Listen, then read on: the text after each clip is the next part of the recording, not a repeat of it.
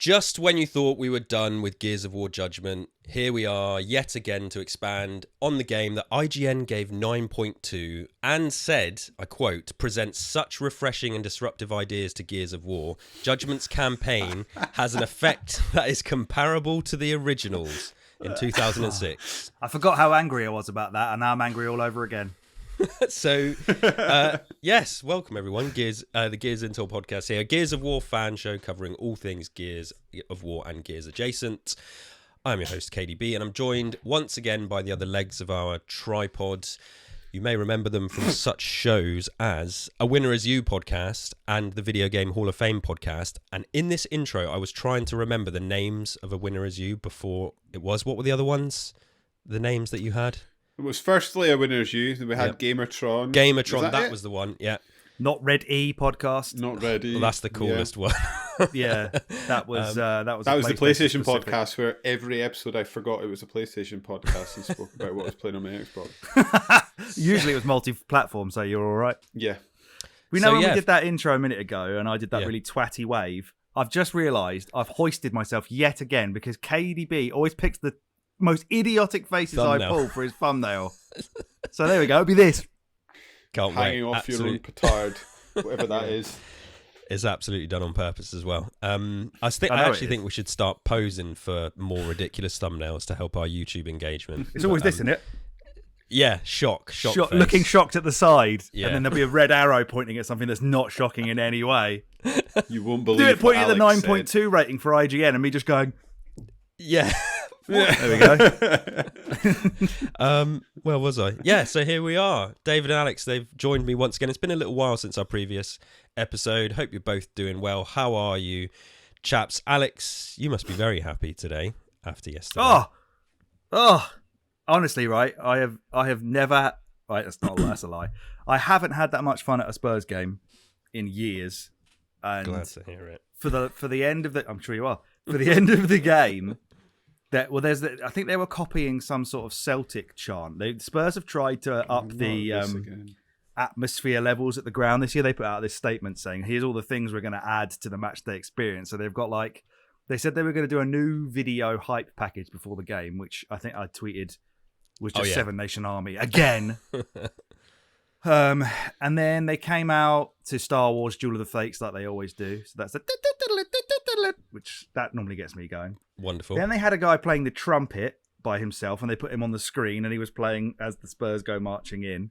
And then they said they were going to have a drummer all the time as well. So for the whole season, they're going to have some drummer up in the South Stand. And he was banging this thing, and it was some Celtic song. And for the last half an hour at least, that was constant. It was like a rave. Everyone was just bouncing and jumping and clapping and loving Ange Postecoglou. I had such a good time. It was brilliant. Can't wait to go again, which I never said last season. I was after the game, I'd be talking to my father-in-law saying, "I'm not going again. I don't want to do this anymore." It's all documented on A Winner Is You last year. You can hear it. Yeah, we were there with you with your suffering. I'm glad you had a nice David, time. David, are you muted? Yeah, David, we can't hear you. Check.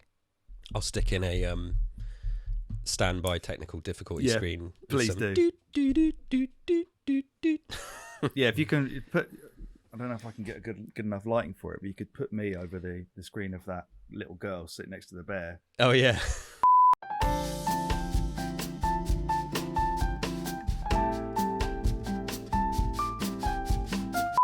Do you have an ability to add subtitles to yourself? And then we'll just read Can you do that anyway, please, for all the people that don't understand you? Right, that seems to be. There he is. I just need to double check it's working on the other stuff now. Yeah, it seems to be. Back from the dead. I would like to know who does it first, because I've got a bit of a rage with Celtic and their chants. Oh, okay. The Poznan can get in the bin. Like, why you would go to a football game and turn your back on what you've literally paid to go and watch? I don't understand. I hate that. Especially when something good is happening. Yeah. And two, it's the copying. I assume they're copying Liverpool with the "You'll Never Walk Alone," because get your own songs, please. Yeah, they did. They definitely did. So that's it. I don't know what the other Celticness was, but I've always thought that Man United copied Spurs with "Glory, Glory," insert team name, but it could be the other way around. I don't know. We'll never know. It's not relevant to either team anymore, so. No. Nope. Well, yes, so Alex is in a good mood. David, are you all right, despite technical difficulties? You doing okay? Yeah, pretty good. Just back from Gdansk. Fresh face. So I saw your tweet. So is that actually what The Witcher was based on then? Because apparently Novigrad is Gdansk. Yeah, that building was just exactly the same. Yeah. So yeah, that was awesome to see. The design of all the buildings are pretty much the same as well, like the colours of the different facades and the roofing and stuff like that. It's all exactly the same. I have to go. Yeah, it's cool. And the river running through is very, very similar too. Yeah, it's cool. So you've been to a couple of cities this year now then that are based on video games, basically. Because the Gears of War, where did you go earlier in the year? Because I know there was architecture that was based on Bucharest. Bucharest, yeah. They definitely took some influence for that. Yeah. But he also did come to Saffron Walden and see me. We had a lot of time. not quite as We famous played the for Resident its Evil 3 architecture. board game together. Oh, did you? How was that? Well, that's lucky you said that, because I've got Resident Evil 2 board game in a shopping trolley. Oh yeah, so me and David are going to buy. David's going to buy the game as well, and then we're going to play it over Discord together. Yeah. So the first Resident Evil 1 board game, the Kickstarters have just arrived for everybody as well. Which I didn't kickstart that, but I wish I had. No, and like I didn't do anything for it because when it was, when it launched, I wanted basically all or nothing, and I just couldn't afford it. I think I was saving for a deposit at the house and stuff at a time. So there's a lot of stuff I've missed out on, but it looks stunning, absolutely stunning. So I'm very jealous of everyone that's got that. I think having delved into it now, the third game is a big improvement over 2. Like Resident Evil 3 is a big improvement over Resident Evil 2. Yeah. Having played it with David briefly, so this one may be even better than that. This obviously is not a Resident Evil podcast. It's a Gears of War podcast, and we will get to our main topic in a bit, which is this bad boy here. This is Gears of War Judgment, Kilo Squad, The Survivors, Log. And this is a book. David's is there in the background sitting on the shelf. I just held mine like no one has held a book in the history of anything by doing that for some reason. That's like it was not going to fit on screen. You look like a schoolgirl holding a book walking through the corridor. Take my lunch money, why not? Yes, so we are going to be talking about this book today. Before we do, it has been a little while. We're just going to talk about some personal gameplay video games. Alex, what have you been playing? Have you been playing any Gears of War, or have you been playing anything else as of late? I have not been playing any Gears of War. I have been playing something with David that would probably appeal to Gears of War fans, I would have thought, as we've been playing some Remnant 2. Not enough of it. Okay. Not nearly enough of it, because it's bloody brilliant. Yeah. But it is. I mean, people refer to the first one especially as Dark Souls with guns, but there is a lot more to it than that. The second one, the thing I love the most about the second one so far is how it just kind of doesn't waste anybody's time with trying to feed you lore or make you go and talk to anybody in a town. It just kind of drops you there and goes, right, the guns are over that way, the upgrades are that way, there's the crystal to go wherever you want. Get on with it. Very inventive boss fights as far as we've seen so far as well. Yeah, I know you didn't like one of them. I quite liked it. I wanted to like it so bad because there's a boss fight that's effectively like a labyrinth full of giant blocks that shoot at you and try and crush you. And David was David carried me through every go, and I constantly kept dying and ruining it for the both of us. So he was really enjoying it. And then you did it at the end. I can't. Well, just about. You brought it for me. You'd done like 90% of it, and I shot the last one. And then you said, well done, and I felt like such a fraud. Well, I don't deserve that. But yeah, we're loving it. So, it's got meaty combat, it's got dodge rolls, it's got walls you can hide behind, it's a third-person shooter. If any Gears fans out there have a bit of a jonesing for something similar with a nice difficulty to it, get in, because it's great. I've heard nothing but good things about it, like some of the journalists and content creators, they're like, I put everything down to play this game because it is really good. So, I might wait for it to come on sale or something before I pick it up. But do you need to have played the first one? I can tell you the cheeky way I got it. I've not played the first one. Did feel fine. Did you use a website that starts with CD and ends with keys? No, it's ENEBA. Okay. And I bought a... was it Argentinian version for 33 euros? It was the deluxe edition for 33 euros, so it came to like 30 quid for the full version. Yeah, you just have to then get a VPN, redeem it on your account on Australia on an Argentinian VPN, and you're all good. Yeah, nice. It's not illegal. No, it's not. A lot of my time has been taken up by Diablo 4, but I don't really want to talk about that because what I did want to talk about quickly is the past couple of days. So the Texas Chainsaw Massacre game came out. I saw you tweeted about that, yeah. Which so I don't know if you can call it asymmetrical because it's 4v3. So think of Dead by Daylight, which is 1 killer and the survivors, but this is 3 killers and 4 survivors. Oh. So it's a similar setup, but it's different. And I was like, right, it's come to Game Pass. No excuse really. I'll give it a blast. And I don't think it reviewed well. I don't think it reviewed well at all. But yeah, it's kind of just all I've been playing for the past couple of days. Absolutely got me hooked. It's made me kind of enjoy that type of game before because I'd got really tired of stuff like Dead by Daylight. And David and I tried the Evil Dead game and we just couldn't get into it, could we? Yeah, nah. It feels just kind of like a lot of them are trying to sort of grasp at that success. But this one, I want to say it completely simplifies it. It's so much more simple. There's less to do, and I don't know, just really, really fun. And despite the matchmaking kind of taking ages and things like that, when you're actually playing it, it's really tense, and you just basically have to escape a basement, find your lock picking tools, pick a few locks on a gate, turn off a generator, and then run away at a number of exits. And and you can hide in bushes. You're kind of really hard to be. It's hard for the killer to see you, so it's way easier to escape than it is on something like Dead by Daylight, which I feel like is a constant case of just spawn, die. Getting away is really difficult. Do you remember it on Reverse as well? Yeah, same thing. Stun locks by Nemesis. Yeah. Ridiculous. Whereas this, it gives you more of a chance. So yeah, I highly recommend it. And, they've nailed sort of the movie aesthetic and stuff like that. So yeah, that was a pleasant surprise. I do not recommend the Texas Chainsaw Massacre death match that promoted it on Dynamite because that was one of the worst matches I've ever seen. I was watching that early in the morning as I do with Dynamite with my morning coffee, just kind of stunned at I couldn't believe what I was seeing. I couldn't even see any of it. It was just dark and red. It was awful. It didn't even feel like, oh, this is fun kind of thing. No, it didn't. It just felt kind of embarrassing. It was definitely one of the worst things I've ever seen. So yeah. Yeah, Karen Jarrett screeching for 20 minutes is not good television. No. David, apart from Remnant 2, is there anything else you wanted to touch on? Any other gameplay?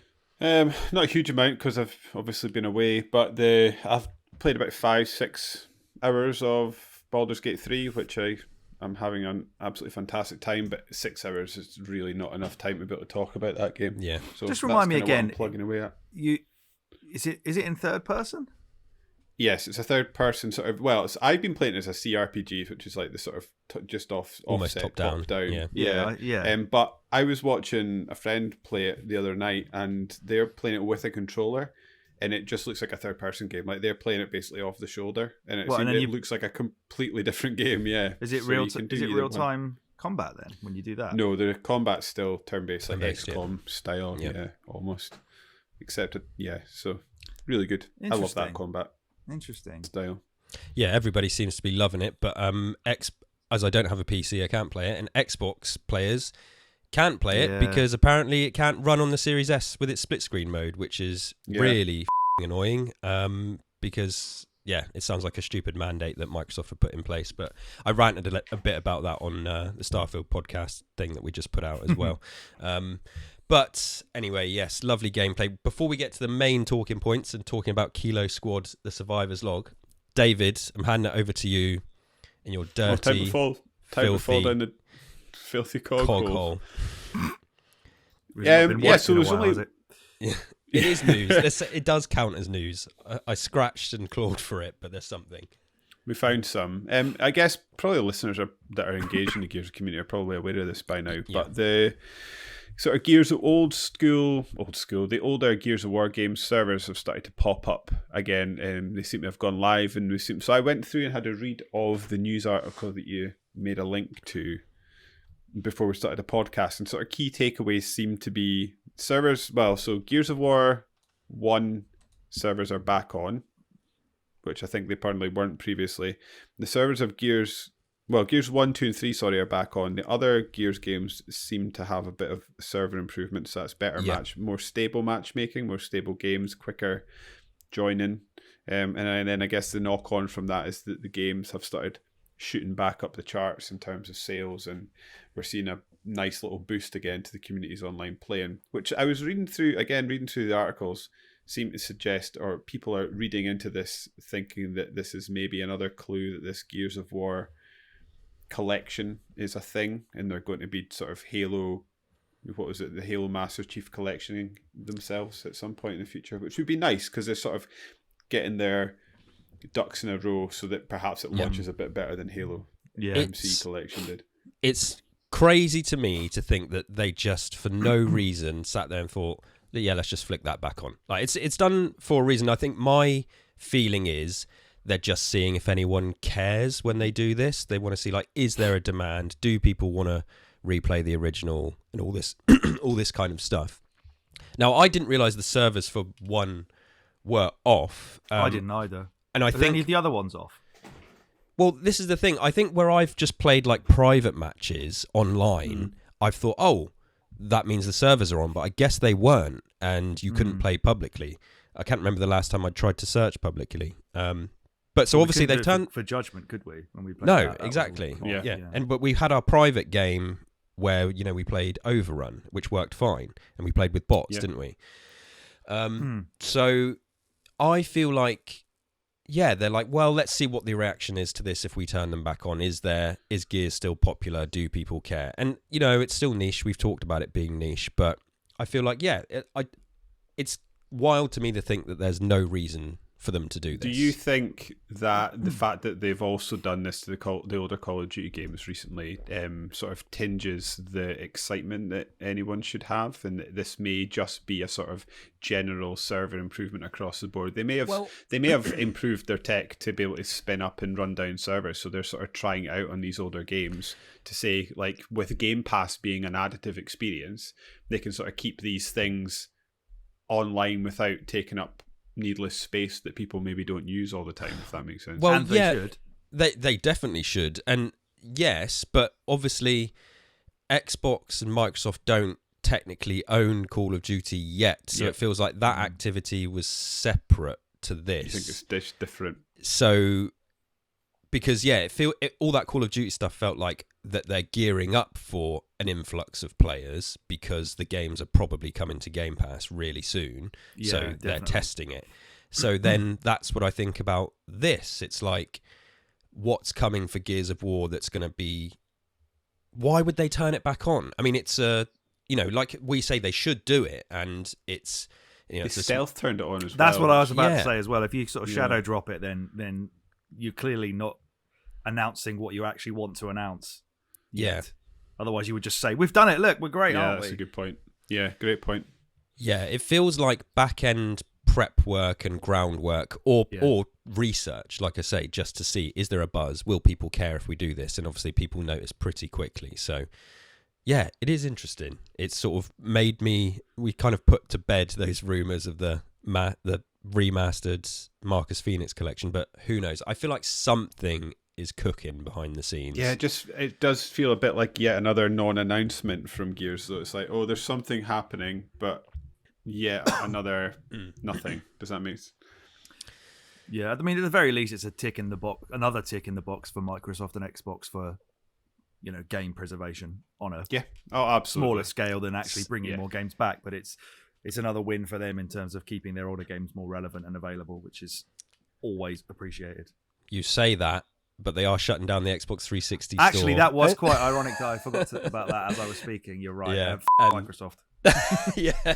We're losing, I think it's about 200 digital games. I was looking at the list now. Do you reckon the completionist is going to buy them all again and play them all like he did with the Wii or whatever it was, the Wii U and 3DS? Yeah, I hope so. So VGC had a look at it. They reckon it's 220 games, but some of those have sort of like A Brother's A Tale of Two Sons, for example, is on that list, and it has a sort of re-release. But then game preservation shouldn't be selected. No, definitely shouldn't. 100%. And who knows, maybe they will bring them over or something like that. It feels like there's a bunch of indie games on there. I feel like if you worked on it and it was the only place to buy this game, it's kind of disheartening for you if that's just, destroyed and taken away.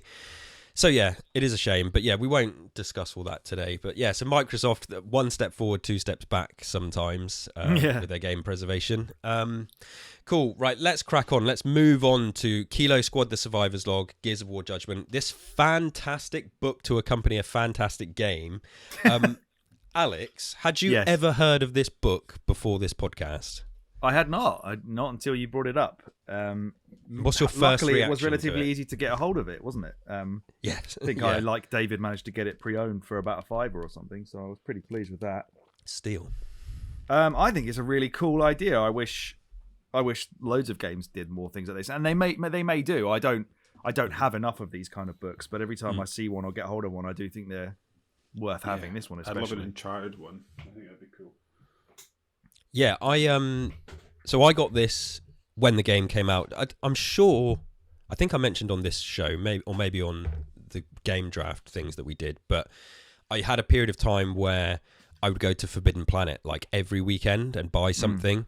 And when Gears of War Judgment came out, I went to Forbidden Planet and this was on sale there. I was like, yes, absolutely. So I took it home then. I never really read it cover to cover. I sort of flicked through it back at the time, and I've always kept it because, as you said, it's a really nice little package, and just sort of flicking through it, you think, oh, okay, this is nice and nice put together. David, had you heard of it before this podcast, or was this your first experience? No, this was a complete new one to me. I hadn't heard of it at all. Pleasantly surprised. I was actually reading this last night thinking this was sort of, so when Alex and I, we had a lecturer that used to love the term transmedia. Yes, yeah. And this was sort of in my head, whether it's true or not, in my head, I guess this would have come along sort of peakish transmedia, where they're trying to just sort of stick their little tendrils into all different areas of content to try and bring stuff to life, and it's a great example of this. Before I forget, because I do want to point out some of the attention to detail in this book is awesome. Like they've got almost like a card of Coltrane from when he was trading card Dashboard. Yeah. Yep. And I was poking at it, and you sort of peel it up, and you can't really see it because it's stuck to the page, but they've made a whole trading card. Like it's got stats about coal in the back. Yep. And stuff like that. And that was just like something you didn't need to do. You can take it off. Really if you're gentle, you can take it off. I took mine out.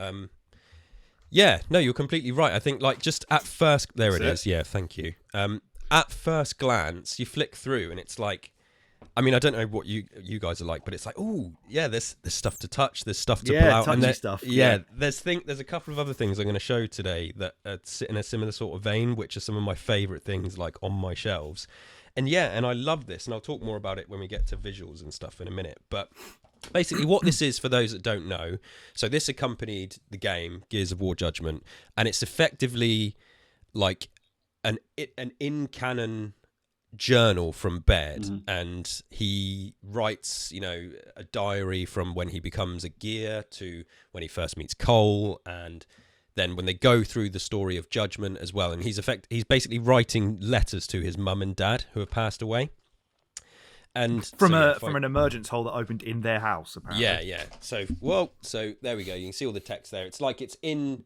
Baird's handwriting. It's really nicely done. So I guess he's done all the sketches in there as well. I suppose that's what that's meant to indicate. I love that page that you actually went on there where it's got the Locust alphabet written on it. The alphabet. That was very cool. Yep, there we go. For those who don't see, I might put some more pictures of this on the social media as well so people can see, because I did post some pictures on Twitter and a few people were like, oh, what book's that? I do think it is a bit of an under the radar one, and I don't know if that's just because it's Gears of War Judgment, and Judgment is the least popular game, but probably. If you're a Gears of War fan, I'd recommend it. Pick it up, because there's a lot, like I say, there's a lot to touch, a lot to look at in here. What's this? Some money from Planet Sarah, like a mock-up, I was going to say dollar bill. What do they call it? Coalition Reserve. Coalition Reserve, yeah. So, yeah, go try spending that in a shop and see what happens. But it does have story. It is in canon. It makes some little additions to the story, and we'll talk about that first a little bit. I have I have read it. I read it all the way through. I don't know if you guys have, but Alex, Yeah. what do you think about the story in this? Because obviously it's not loads and loads and loads, but through these diary pages, these journal pages, what does it do for Baird? Any of the other characters? What did you think about the story in Kilo Squad Survivor's Log? Who are you asking? Alex. Okay. Sorry. I definitely think it. I like how it not only kind of humanizes Baird, and gives him like a sympathetic narrative relating to his parents and what they wanted of him and why he feels it's important for him to become a soldier. Because he also rejects being an engineer at one point, doesn't he? Because he feels like he just has to be on the front line. Yeah. Because the war is that deadly and dangerous, and that's what his mum would have wanted and stuff. But I also like how it delves further into things on the deeper lore of the Gears universe as well. I thought there's a really interesting. It's only a couple of pages later on when he writes directly to his mum, where he's talking about the era of silence and the light mass process and stuff that I found really interesting. That he was it was weird that he was telling his mum that as if it was giving some expositional writing to his dead mum. But I like that, and I liked how he has a lot of thoughts about Paddock and the UIR's ideologies and their manifestos, and how some of them actually do fit what he believes as well, and how he kind of goes to understand him a little bit better. And I like how it obviously gives a little bit more padding to the story itself as well, which is not heavily shown off in the game. As I think we said on the podcast where we were talking about it, most of the cutscenes are kicking open a door and then you carry on playing again. So it was really useful to get like the perspective of somebody who is an ever-present in the Gears series at this point, and is probably one of the most interesting people that you could have raised, probably the most personality-driven character on a deep level, rather than having an archetypal character or one kind of characteristic. He's definitely the most interesting one that would have written a book. I don't think I'd want to read, for example, Dom's book. It'd be very miserable. It'd be lots of instead of all the money and the trading cards, it'd just be pictures of Maria, wouldn't it, the whole time? I think you hit the nail on the head. I completely agree. What's weird is, so obviously Baird, people who played the games, they're fully aware of Baird and his personality. This book, without a doubt, I think does more. I don't want to say more for Baird's character development than the games. Like, he obviously develops in the games, but you just see that side of him that is never really present in the games. So we see his sentimental side, his love for his parents, just simple things like talking about vacationing at Halvo Bay, and he recognized that his mum and that his dad in particular was kind of unhappy with I guess the rich, quiet life that they'd had, in retirement or whatever. So his dad would do things to kind of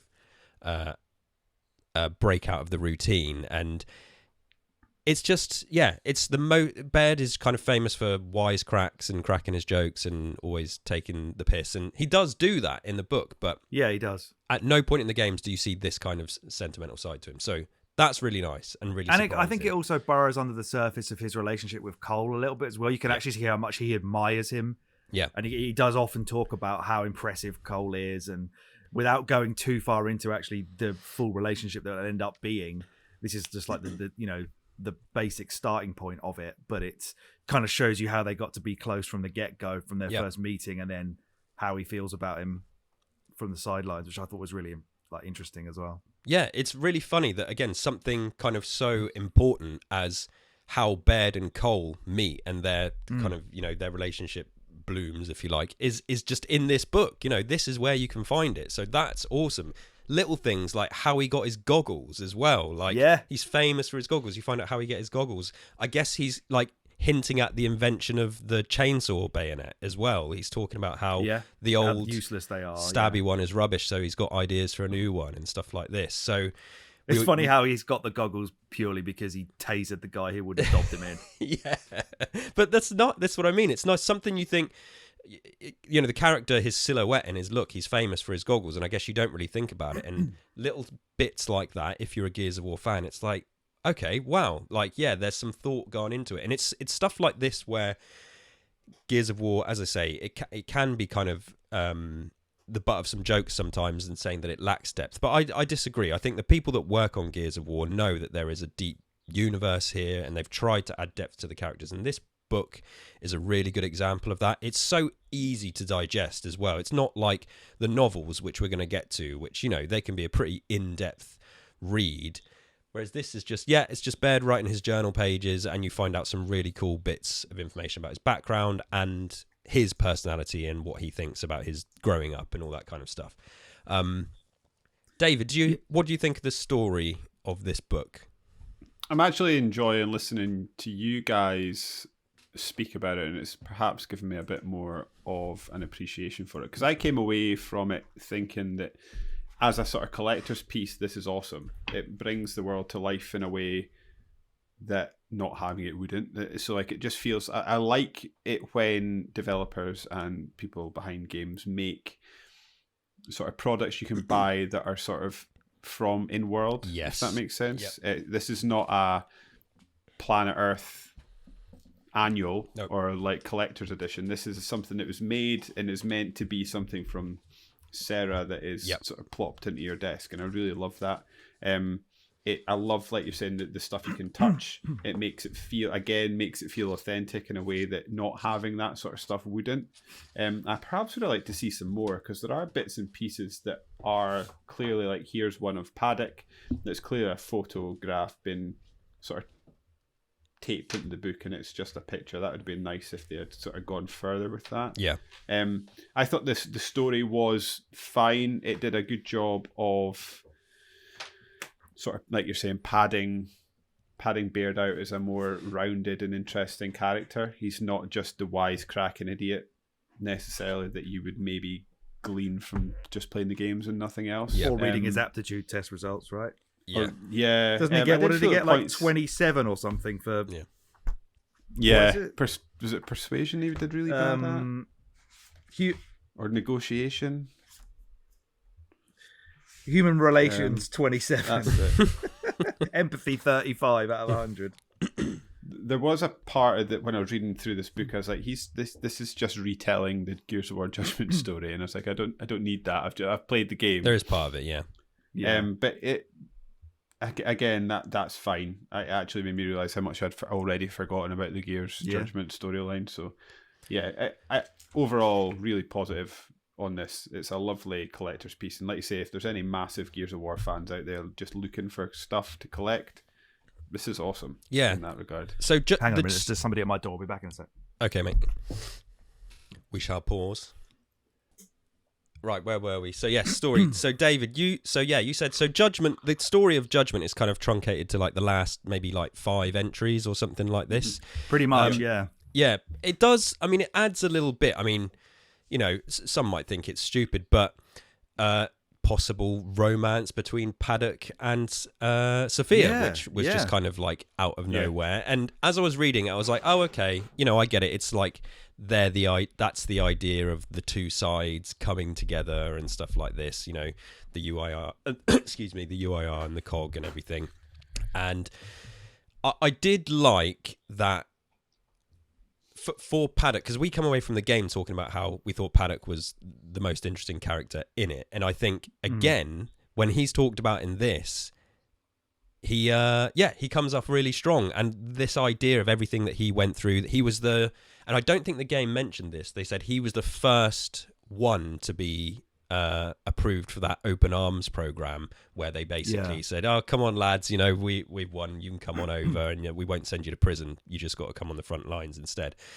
So there's a lot more about that for Paddock, and I like that Baird says anytime he shouts enemy, and anytime basically Paddock speaks, he just thinks enemy, and he's like having to rewire his brain. He says it about something else as well, where he needs to remember that he's not trying to fight the humans in this one, and it's different. So, he does. I like, because that was when Paddock was talking to. Was it when he was talking to Loomis, and he was sort of saying, he's warning us about this, and we're not listening to him because our brains are wired to hear his peoples as an enemy instead of anything else.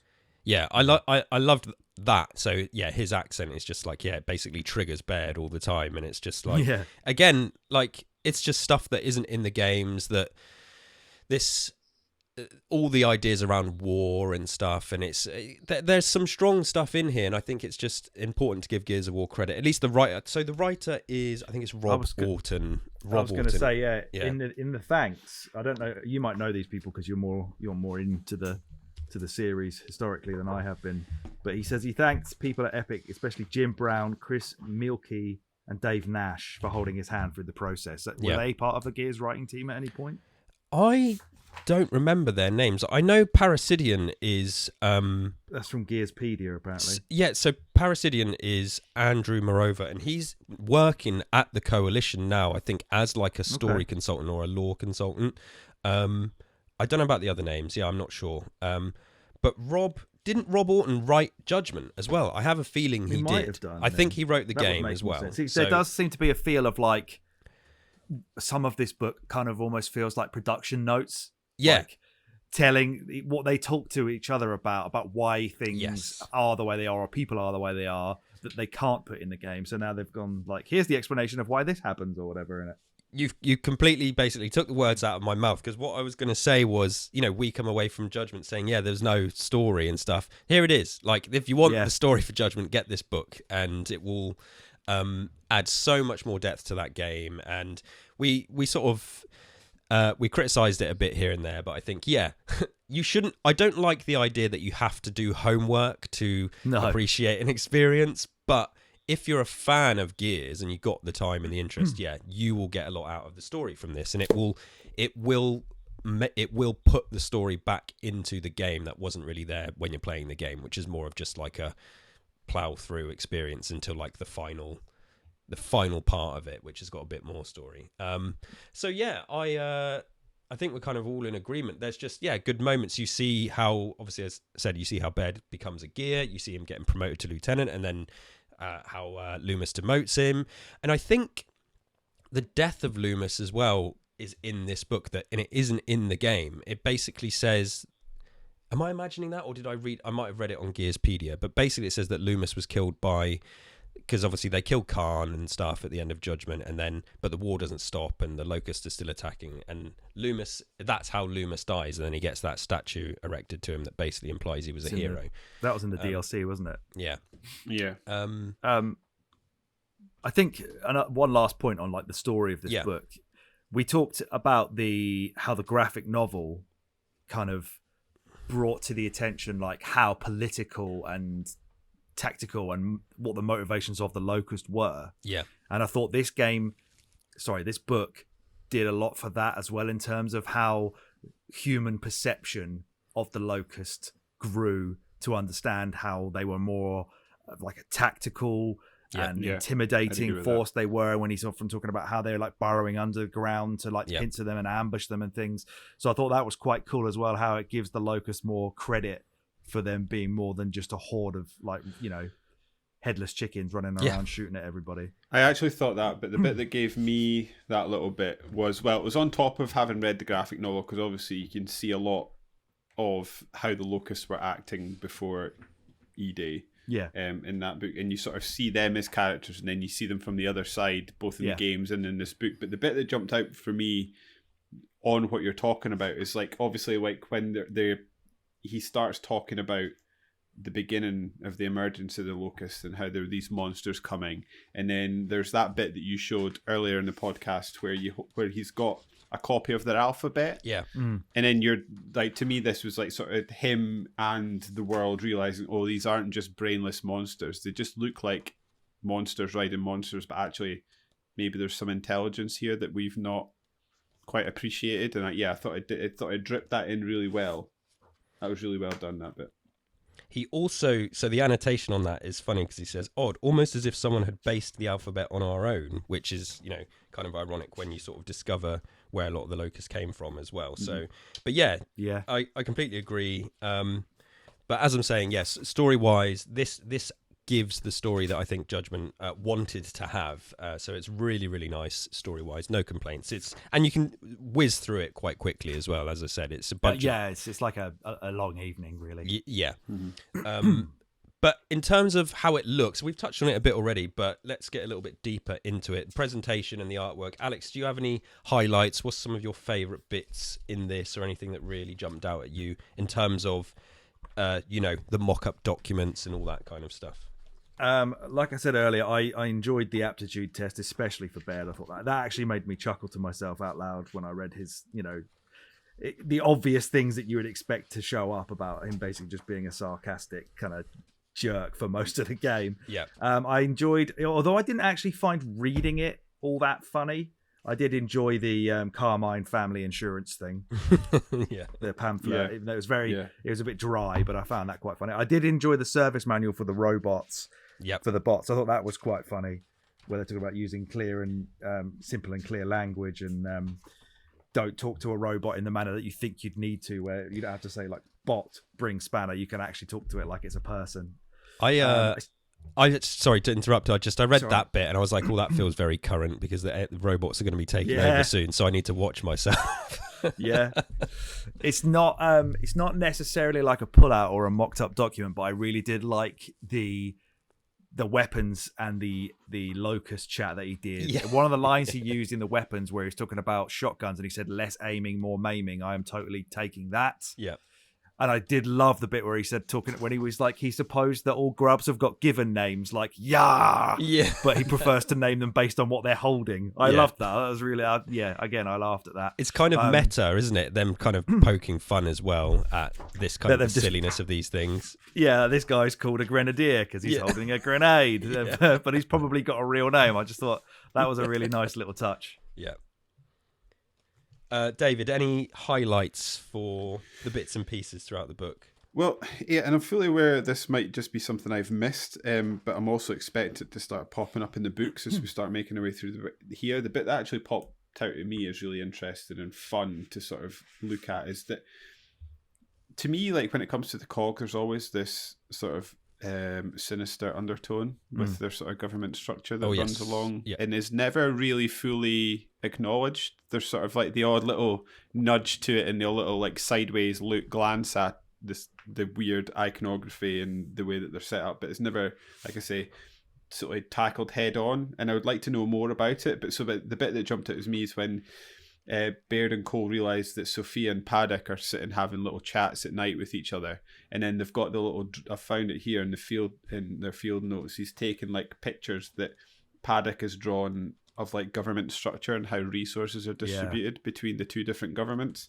and I thought that was really interesting and cool. And again, like sort of linking back to what you were talking about earlier, in that like there's a deceptive amount of depth that they've managed to get in this, and that sort of adds to it and just sort of creates a bit of a more real world in which before this E-Day happened there were two sort of opposing ideals, much like I don't know we've had through various periods in our own history, sort of fighting out against one another, and then it makes you think that maybe there's a chance that the bad guys won in this. But again, they never really sort of poke at that, and I'm hoping the books do in some way, because I think there's an interesting sort of arm to the Gears universe. I guess on top of that, I suppose you could add in that, not everybody in the cog believes in the ideals of the cog. They're just there because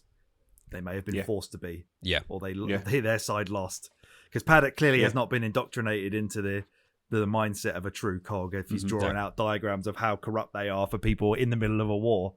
So that was really good. Can you guys, because I was trying to remember last night and I just could not remember. So there's the DLC where Baird and Cole go back and they meet Paddock again obviously after this book's finished and after he's left. Sophia's gone, right? This is not a happy ending, is that correct? So she's basically taken. It's hinted at that she's dead, but kidnapped by like snipers, and so it's kind of open-ended. It's not 100% clear. Now, obviously, there's been a lot of time passed since then when you jump to like Gears, because that thing you're talking about, that's set during the time of Gears 3, and then obviously there's the big time jump to Gears 4. So who knows where she is? But it could also be a lie, because they mentioned in this book that they take more supplies than Baird thinks they need. to suggest that they're going further away. Paddock could just be lying. Yeah, protecting her maybe. Yeah, absolutely.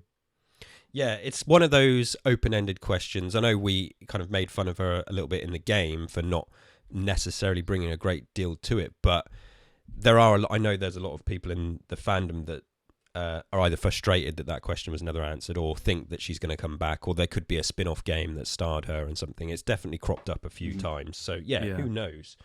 But yeah, it's funny, like you mentioned that stuff, because there's a lot of things that parallel just with the real world, with the wars and stuff like that in Gears of War. Sometimes it's kind of more obvious than than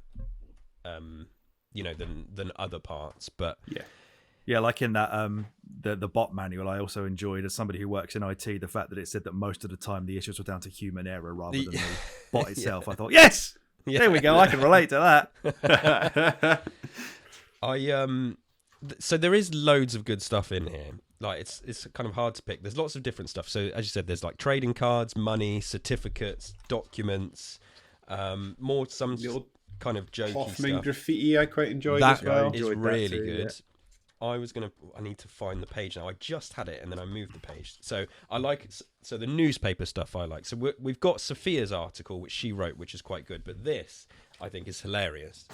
So this says Loomis to Locust drop dead, and it's a hilarious interview. I'll just read the first line. So Colonel Ezra P. Loomis has a message for the Locust. My middle name, after all, is Pound. That was amazing. I believe I was put on this planet to stamp these grubs back into the ground that spit them out. Like, I love this character. Like, I think it's amazing in Judgment, how he's an asshole and he sticks to his guns and he's trying to save face despite the courtroom basically falling around them, and he's like, continue with this trial.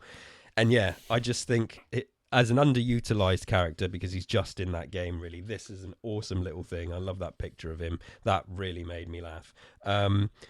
But it feels quite authentic as well. Like, I can imagine like the Sun or the Daily Mail newspaper, like super serious, like species-ending event, and they're writing like some propaganda, as if anyone's going to sympathise with the Locust anyway. Yeah. I like how he can't drop his prejudice against the UIR as well. Talking about how funny it was that their emotion like flowed into a river. Yeah, it's one of the great moments of my military career. Yeah. Oh, where is it? I just got to find one more. I should have had some post-it notes, and that's how unprofessional I am. I like how the paper as well, on the banner headline of that paper, what is it, Gears and Grains? It says enemy threat level high in the top right-hand corner. I thought that was quite a nice. Imagine if you read that on the front of your newspaper tomorrow morning. The Daily Mail probably does that already. Yeah, absolutely. Talking about us, I guess, isn't it? Us libertarians. Death certificate. There it is. That's the one I wanted to point out. Just because I thought that one, like, there's a load of stuff on there if you look at it, and I thought it's really nicely put together. This is for the death certificate for his dad. As I get older, certainly as a parent as well, and then David, I'm sure you can relate to it. I know you're a parent, but you are a parent of animals. I do just get more sentimental as I get older, and I remember growing up like not being like kind of emotionally affected by things much. Like, I don't think I cried at a movie until I was older and stuff like this. But when I look at stuff like this, like, I don't know, I think it's just me being old and sentimental. I don't know if you guys have that, but when this stuff, like when he's writing to his mum and dad and stuff, I found myself finding it quite emotional. And I think I've always been a sensitive person, but maybe tried to hide it. And then as you get older, you stop caring about things like that. But little things like that, the death certificate and stuff, it was just like, oh yeah, that's quite somber. And I did get sucked into it. And it's something, that's what's awesome about this thing, because you're reading what he's talking about, but then it's like right there is the actual death certificate. And it's like, wow, this is like something I found in the world. And it just, things like that just allowed me to connect to it a bit more. And I definitely connected with the sentimental side to this book, because I'm still lucky enough to have both my parents are still around. My dad is getting on a little bit, but I think about that stuff, and whenever I see in media like things like kids dying or parents dying and stuff like that, it affects me now like a million times more than it did when I was younger. And is that just me? I mean, Alex, do you feel like that at all? You're quite a hard bastard these days, like often. Oh, I mean, deep down, I'm a very sensitive person. I think I always have been. But initially, I did actually think like it was a bit hokey when I saw like, oh, okay, he's writing to his dead parents. All right, here we go. But I definitely warmed to it. And I think the way it gave it substance and relatability to his character towards the end when he was like writing the ones that were sort of aimed directly at either his mum or his dad, because this is what my dad would want me to talk about and this is what my mum would understand. I did enjoy that dynamic of how he wrote that. And but I get, maybe I didn't think about it in terms of being too like real to affect me in terms of that like I would do like you say in a movie or something. If somebody's kid dies or whatever, then that will get me right in the heart. Yes. But, I don't know, maybe because it was in written form, I'm not sure, I don't know. But yeah, presentation wise, lovely, like really, really nice. David, would you like to see more of this sort of stuff for other games or movies or whatever? Do you have anything like that? Because I do, and I was going to show it off, but I'll come to you first. I'm trying to think if I do. I'm trying to look over my shoulder as I'm speaking to you here to see if I've got anything similar.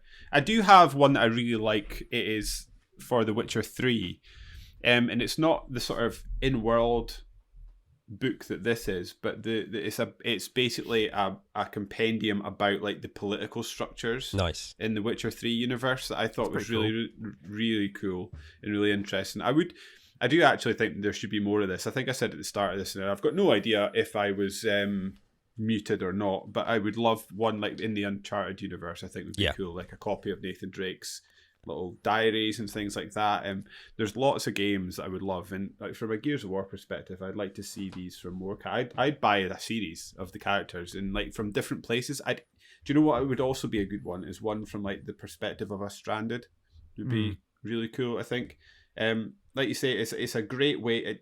It doesn't move the sort of Gears of War story on really, but as a sort of character piece to make Baird feel more of a human rather than just this wisecracking knob.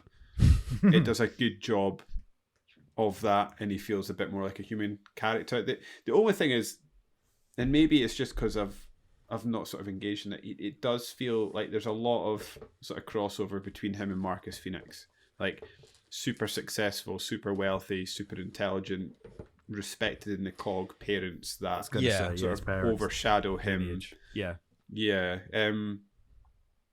And then you've got like Dom, who's like the opposite of those two, who has like a working class family. It's like it would be nice for a little bit more range than rich family, poor family.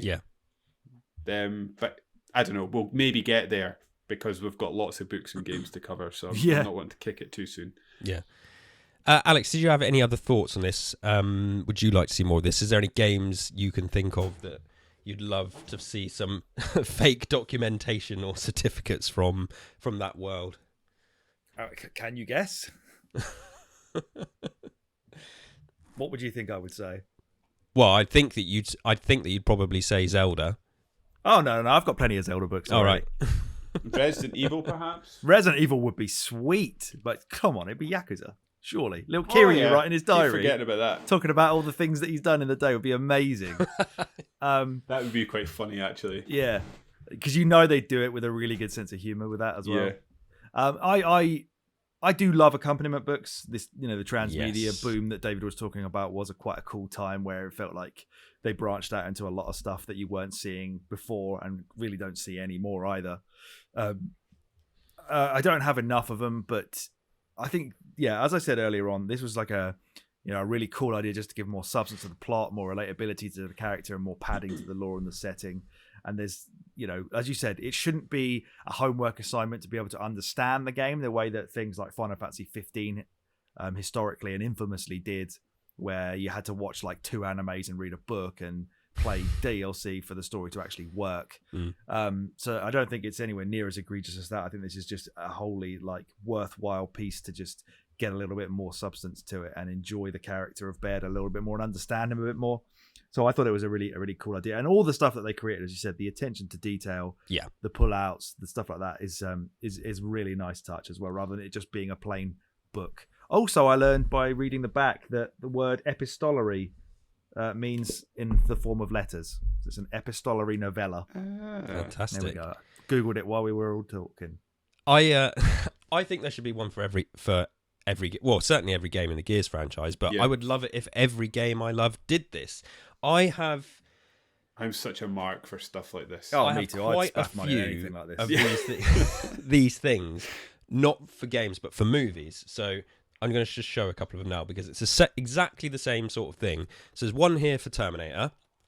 I've got one up on my shelf there for Alien. I have about three different ones for Batman as well. But for example, so I just flicked open like the Terminator one, and then in there, you pull it out. There's like handwritten documents. Some of it is like in universe. Some of it is like behind the scenes of the movie. That's so cool. Some of it will be like blueprints from Cyberdyne and stuff like that. And then some of it is like set photos and things. There is an awesome thing in this, which I love, which you might get a kick out. You have a hard copy print of the photo from the movie. Nice. It's got like, but even the back, it's got like stains and stuff on it as if it's a real photo. And imagine that's your job, man. Just like creating that kind of stuff. It'd be so fun. Exactly. I years ago when I first got this, I posted it on Facebook and I was like, this is the only picture I have left of Mum. Miss you, Mum. And someone thought it was my actual mother because they didn't get the reference. And I didn't correct. I didn't wind up merchant, Kelsey. But yeah, so then there's that. The Alien one I've got is awesome, like blueprints for the ship and stuff like that. Here's one of the Batman ones. I think I've got 3 of them. This one is. So this one is the Dark Knight manual. And again, same sort of thing. It has like journals from Batman. It has some in-universe stuff. Like, okay, here's a map or something like that where he's plotting, I think, maybe to build the Batcave. And it's just like, it's so sad and pathetic and nerdy. Yeah. I'm like, yeah, I fucking love this stuff. And I will have like moments in, times in my life, maybe at some point in the year. The Alien one, whenever it's like Alien Day, I'll stick Alien on and get the book out and watch the movie. I want to see the Alien one. And just you need to send me a picture. I would get it done, but it's tucked away up on the shelf there. But I'll send some pictures to you so you can have a look. Or at least a link so I can maybe get one myself. I think they would buy the same That's one. what he really wants. It's like the Alien Vault, the Terminator Vault, and stuff like that. But yeah, I suppose my point is, I mean, as a guy, like I like things. Guys, we're always interested in things, aren't we? And I love that Gears of War has this. I'm just sad that this is the only one. I've got like an art book for Gears 4 and 3 and 1 and 2.